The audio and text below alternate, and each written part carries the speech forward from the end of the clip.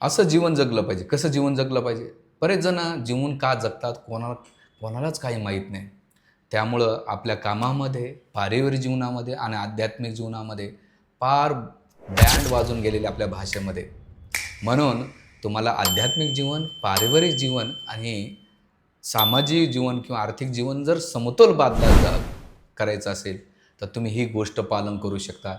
त्यामुळं तुमचं जीवन आनंदी होऊ शकतं. पहिला फॉर्म्युला आहे, सकाळी उठल्यानंतर तुम्ही अध्यात्माचा सहारा घ्या. मंत्र, तंत्र, पूजापाठ काही ना काही 5 मिनिटं दिलं पाहिजे.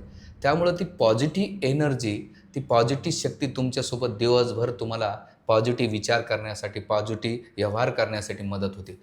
म्हणून सकाळचा टाईम अध्यात्माला दिला पाहिजे. आणि दिवसभराचा वेळ हा पैशासाठी, अर्थ अर्जनासाठी केलं पाहिजे. जीवनयापन केल्यासाठी केला पाहिजे. आणि संध्याकाळचा टाईम मोबाईलमध्ये न घालता, टी व्हीमध्ये न घालता, तो संध्याकाळचा टाईम परिवारासोबत घातला पाहिजे.